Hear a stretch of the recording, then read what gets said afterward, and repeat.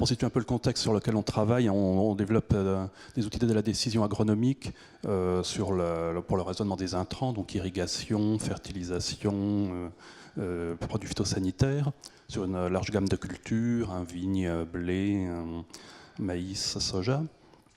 On travaille également en collaboration avec une société qui s'appelle Itumba, qui adapte nos techniques au contexte africain. Et donc, ça va nous amener à travailler prochainement sur le coton, le maïs et le cacao dans le cadre de l'Afrique de l'Ouest.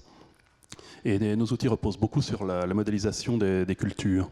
Et donc, il y a vraiment une interaction dans les deux sens au niveau des enseignements, des établissements d'enseignement avec lesquels on collabore. On est comme Ocean Science, membre de la chaire agriculture numérique de Montpellier Supagro et du MAS numérique. On met également à la disposition de lycées agricoles de la région Languedoc nos logiciels Vigne. Et je dirais que c'est vraiment une relation bénéficiaire pour les deux partenaires, puisque nous, ça nous permet bien entendu de nous faire connaître auprès de futurs utilisateurs potentiels, et surtout du coup auprès de la tranche de futurs utilisateurs vraiment à l'aise avec le numérique. Ça, c'est vrai qu'actuellement, à des freins de nos outils, c'est un peu leur difficulté de prise en main par les agriculteurs les plus âgés. C'est l'occasion du coup pour nous vraiment de tester la conception et l'ergonomie de nos services avec les utilisateurs, je dirais, qui représentent un peu les besoins des prochaines années. Et en même temps, les modèles qu'on développe, c'est aussi des outils pédagogiques très intéressants pour les enseignants de ces lycées, puisque ça rejoint un peu les notions de réalité virtuelle qu'on évoquait tout à l'heure.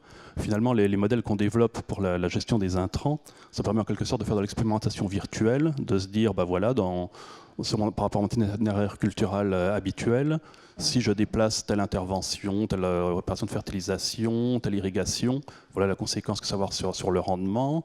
Si je change ma date de semis ou ma densité de semis, ça va avoir tel effet sur le potentiel de rendement, mais aussi sur mes besoins en intrants. Donc c'est un outil d'expérimentation virtuelle peu coûteux et tout à fait intéressant pour l'enseignement. Donc je pense que c'est vraiment des opérations qui sont bénéficiaires aux deux parties. Par contre, pour l'instant, ça reste très informel. C'est-à-dire qu'en fait, on met simplement à la disposition des lycées des comptes utilisateurs, je dirais, ordinaires de nos outils. Ce serait sans doute beaucoup plus productif pour l'enseignement si on pouvait mettre au point un peu une version spéciale enseignement qui permette par exemple d'automatiser des scénarios, si on pouvait réaliser des MOOC, ce qu'on n'a jamais pu faire pour l'instant. Parce que là, ça rejoint un peu une question qu'on a évoquée. C'est vrai que pour l'instant, il n'y a pas encore de business model pour ce type d'outils. On a vu que ça coûte cher à créer et également il y a un coût pas négligeable pour l'adaptation tous les ans. Et clairement, pour des PME comme nous, s'il n'y a pas de business model, on ne peut pas encore y aller. Et je pense que c'est le genre de choses auxquelles on a intérêt à réfléchir ensemble, une fois encore, dans une approche vraiment gagnant-gagnant.